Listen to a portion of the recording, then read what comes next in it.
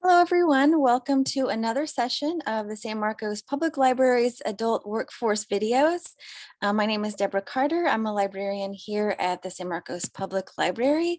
Today, we are very lucky to have experts and business owners from the Williams School of Excellence in San Marcos here. And they are going to provide information about some local jobs that pay well and that are high in demand and that you can qualify for through some technical training, some of which they provide at their school, specifically healthcare and HVAC fields. I know that the Williams School of Excellence provides affordable in-demand career training for these fields that are flexible in their program scheduled and tailored to the needs of adult students, which we know is important because we all have super busy lives that can get complex. Yes, definitely. And yeah, standard schools sometimes aren't able to provide that flexibility. So thank you so much, Cedric and Laura Williams. We're excited to be able to talk to you and provide this video for our library patrons. Can we start by, if you would please tell us a little about yourself and how you got started in this industry? Yes, most definitely. I'll start off. As Ms. Deborah Carter said, my name is Laura Williams, and I co-own Williams Career School of Excellence with my husband, Cedric Williams. And how I got started in the healthcare industry is I actually started as a CNA, which is a certified nursing assistant, which is one of the programs that we offer. And honestly, my initial thought in getting into that training was because I wanted to take care of my grandparents. So it's not uncommon for a lot of our students to have started off in the industry or in some type of caregiving role as a caregiver for someone that they love. And that was my story. And that was actually my only intention about getting the training, because I knew at some point I would need to care for our loved ones. I actually fell in love with it. And I was like, you know what? I love caring for old people. I love the geriatric population. And as I was experiencing different things in the workforce, I figured I needed to do more, I needed to grow more, and I needed to educate myself because I wanted to make changes in how we provided care and ensure that we were providing quality care for those that are most vulnerable within our community. So that's actually how I got started in the healthcare industry. Cedric, what about you? Yeah, well, I got started in the HVAC industry. I went to a trade school and I learned the basics of air conditioning, and I wanted to learn about air conditioning actually before I attended school there. But yeah, it's a high in demand trade right now. Of course, the summertime is coming up, and a lot of the companies AC companies love to get their guys in, the new hires in around this time, around the springtime, around February, late February, early March, to help get them trained up with the oncoming work for the summer. So HVAC is an outstanding trade to have. It's a good trade to have. I've been doing air conditioning for probably right at 20 years, or a little over 20 years. And it's helped provide for the family. It helps, me take care of everything, the bills and everything. So it's a really good field to go into. Thank you for that background. And I read on your webpage that you started the vision for the school in 2011.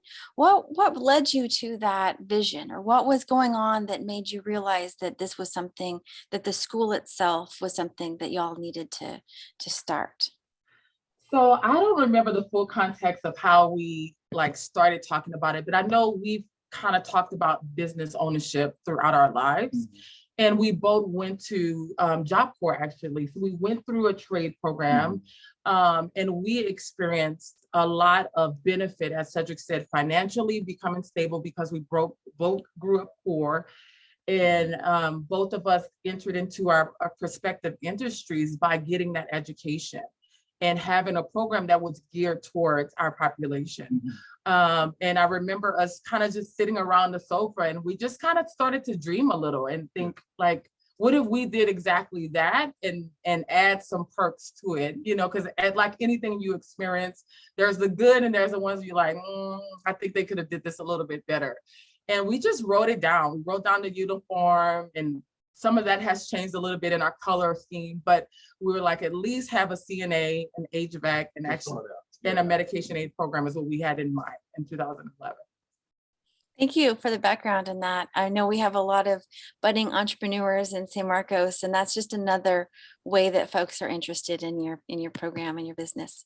Definitely. Can you please tell us the types of training that you provide in the San Marcos area? Yeah, definitely. We currently offer CNA training, as I mentioned, that's certified nursing assistant. And for those who may not know what that is, just think about, we used to call facilities nursing homes. Now we call them long-term care facilities. So those are the individuals that are taking care of your loved one, your grandma, your mima, in that capacity. These also can be individuals in a hospital setting doing vital signs. They're the ones kind of checking you and giving that information to the nurse.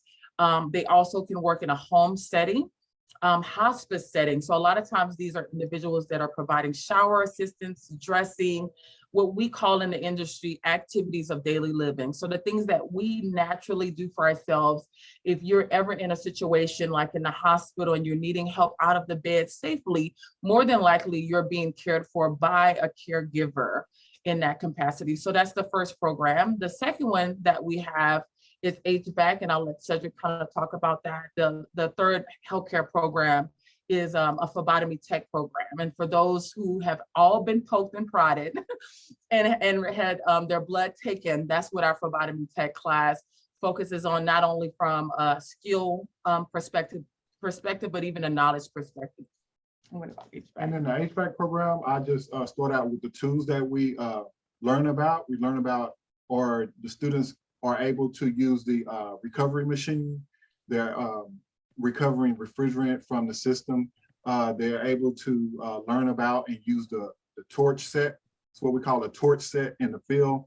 But in the book, refrigeration book, it's called a oxygen and acetylene outfit. The other two that they use for the machines are the vacuum pump. They'll learn how to use the vacuum pump, and they'll learn what the recovery bottle is, because that's what we recover the refrigerant in. And they'll learn the meter. They'll learn how to use the meter, check with amps, volts, capacitors, so forth and so on. Also, they'll learn how to use the gauges, the manual gauges, how to read pressures and everything. Yeah. So for HVAC, that's what our program is. A simple program with the basics. So that's the way HVAC is designed.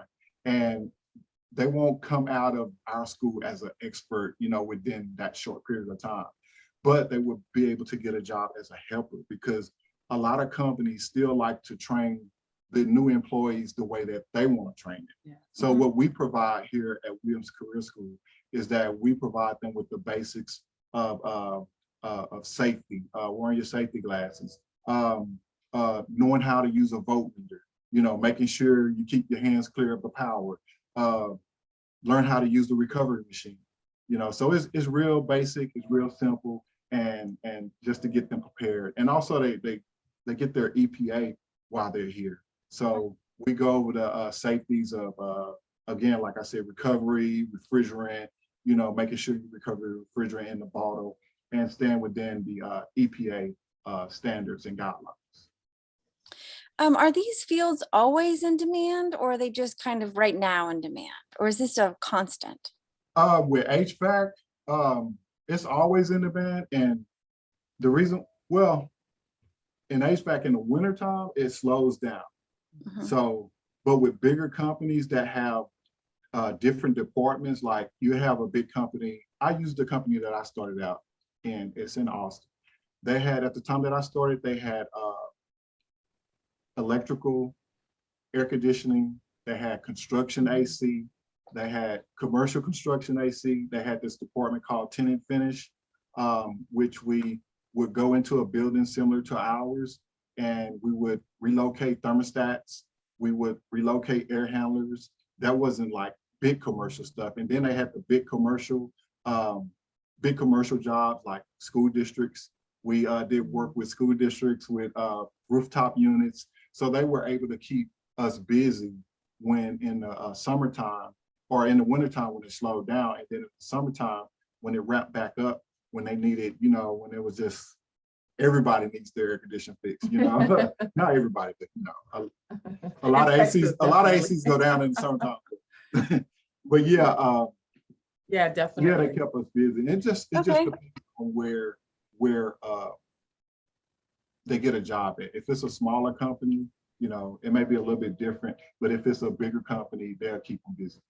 And for CNA and phlebotomy, it's healthcare, right? I think the two big industries that we know, I think any state or city that is dependent upon is especially in Texas, is AC, is air conditioning and heat in the winter, and then healthcare. So, and if you're looking at becoming a healthcare provider, even when we're going through pandemics and crises, there's always going to be a need for you.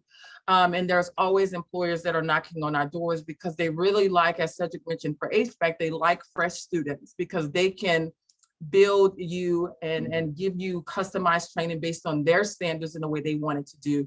So a lot of times people are looking for those fresh minds, those individuals that are ready to jump in and learn, and they're eager to learn something new. So both of these prospective industries are always in demand, especially in our area.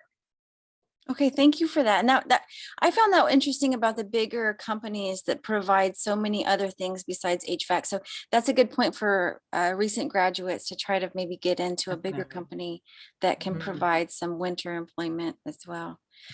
We had a question from Anne about how much folks should expect to pay. And if you wouldn't mind kind of talking about generally the cost of these types of programs in our area, and definitely how much your school costs, but maybe in comparing that with other programs in our area as well. Most definitely. And I'm glad that's a very good question to ask. So for CNA training, our full tuition cost is $1,250. We do have income-based tuition. So we kind of looked at our community that we're serving typically to see what is affordable. We do allow flexible payment plan options, which are most attractive for individuals. Also, at different points in our time, for instance, for COVID, in the midst of the pandemic, because some people were out of jobs, we actually had our tuition at a discount. It's more specifically for the CNA, because we really wanted people to be able to get in, get the training, and get back to work and provide for their families. For our phlebotomy tech program, it is $875. And that's always has been it, because it hasn't really needed to be discounted. And right now, our HVAC program is $800. In perspective to our specific area, our tuition cost is competitive on purpose. If some schools, for instance, if you look at HVAC as a great example, you might look at other private schools that will charge you $24,000 for a 9-month HVAC program. But how different that looks is our program is 6 weeks. It's all evening classes. You're getting the foundation versus a 9-month program. You're also getting that same foundation, but you're going to be paying and more than likely have to do a student loan and have to pay that money back. Every one of our students, from the 9-month person going to a school up the road versus those that are starting in our respective school, they all start off as helpers. So you really are not at an advantage if you go to 9 months or our 6-week program. One thing that Cedric kind of mentions, to dive into that a little bit deeper, is that he's also taught before. So the program and how he's constructed it, and even our programs, is based on what we saw was best, right? And affordable for the people that we serve. We don't want our students to be in debt. We don't want them to be owing us anything. We want them to be able to pay it off and be able to get jump started in their career. And it's not uncommon, and it actually is more common for that specific program, and even the CNA and the phlebotomy, for them to get jobs while they're going through our program, because employers are like, oh, you're going to be getting that certification in 2 weeks. Perfect. We need it. We're ready for you to get started. So that's a benefit to them. So in regards to our CNA, you might have a program, let's say going towards San Antonio, there's one that's like $1,700. So it's interesting in the disparity of costs. Another benefit that I encourage people to look at is it all inclusive? Because one program might be slightly cheaper than ours, but is your scrubs included? Is your textbook included? Is your exam included? In all of our programs, it's all inclusive. So whatever you need for the program is in that cost. Thank you. I appreciate that. I had been hearing about for-profit schools that are heavy on the recruiting side and are eager to get folks' loans or grants, but beyond that, don't keep up with that level of eagerness once the student has paid and is in their system. So that there's a lot of student loans out there from people who haven't finished their technical certificate. And and that can be real problematic, I think, for folks that don't have that certificate and now aren't able to make those wages and now are in debt. So I'm pretty wary sometimes of for-profit schools. So I appreciate you clarifying that. I feel like your business model is very empathetic. Yeah, definitely. Yeah, definitely. So you talked about the payment and the length of the programs and kind of the difference between what types of jobs that you would get afterwards with both lengths of programs. Is there any kind of difference with the certifications that people would expect to receive? Yes, for the healthcare programs, the nurse aid training is a state certification. So it's based on the state of Texas. If that student moves around, they can operate and function as a CNA. The benefit, though, is if you're looking at healthcare, you know that traveling has become a hot ticket item, especially for CNAs. It's always been an option for nurses, but not many CNAs have seen it. But now because of the pandemic, and thankfully, I think we're getting out of that, but you saw that push for a lot of CNAs making great money, right? So once you get a certification in a state like Texas, you're able to do what we call reciprocity. So let's say if I want to go to California and I want to work because I can make more money, my family's moved there, or I'm traveling and I just want to make better money. By getting certified in Texas, you're able to apply for reciprocity in Cali, which maintains your Texas certification, but now you've added Cali as a state. So some states have different hours that has to be completed. They may ask for you to do a refresher course to satisfy those requirements, but there's really no limits. Even though it's a state certificate, there's really no limits to what you can do when you're talking about traveling. For the phlebotomy tech program, it is a national certification. So any of our students who get certified and walk through our program can really go anywhere and utilize that certification and experience. And then I'll let Cedric talk about the HVAC program. Okay, with HVAC, we offer the EPA certification, and it's pretty much standard throughout the United States. So, yeah, and then OSHA 10 for safety. Yeah, because some of the HVAC technicians can work in healthcare settings, so they're looking for them to have that certification, and that's pretty universal also. Okay, thank you. Well, we have learned a lot about your programs in a short amount of time. So I don't want to keep this video too short. I know people want to get what they need to know and move on.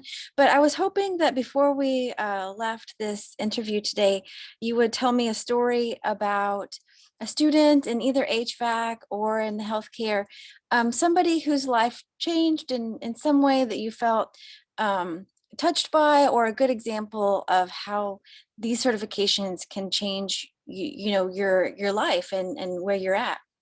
Oh, wow. Oh, now I got to hold my tears in with that one.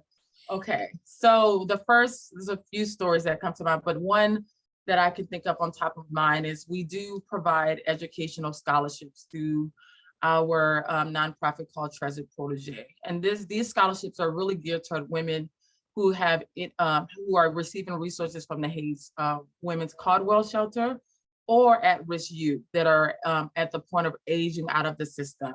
So this is very near dear to my husband and I heart, because we were in a part of the system. We've had good experiences, and some, for me, not so good, but it really causes us to see that population a lot more closely. So one of the organizations that we knocked on the door when we first launched our program, we just decided we're going to give first. And we said, hey, if there's any girls here that are at the point where they're about to age out of the system, we would love to offer CNA training to them.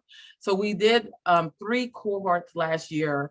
And the benefit of that is now these young ladies who have been trafficked or had any abuse or neglect are in a better position to be financially stable and not financially vulnerable. And this is the first program. I know I'm like, this is the first time that this organization, it's called Upbring. If you want to just look at their website and see what they're already doing for this population, and they service girls from 11 to 17. And after the program, they could be placed in foster home or back in their home if it's safe, or in a transitional place. But by us bringing that back to them, their team there, it's the first time that girls are able to leave with a trade, a workable trade. And we know that they can do this anywhere and they can go anywhere. So that's one of the stories that comes top of mind for our why. It's not in the front of our website, it's not blasted, but it's really near dear close to Cedric and our heart to provide solutions for individuals. And if we can move them out of poverty and we can get them out of some type of vulnerability that might get them in a cycle or a trap, then I think we're doing what we're supposed to do while we're here.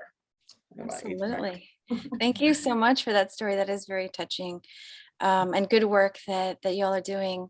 I'll post links to those topics in below the video. So we'll have a link to the Williams Career School of Excellence, plus some of those programs that you mentioned. And there's also going to be 2 other videos about HVAC and healthcare specifically. So you can look for those on the San Marcos Public Library's YouTube channel. And again, thank you so much, Cedric and Laura Williams. And thank you for everything you're doing for the community. Yes, thank you for this opportunity. Bye.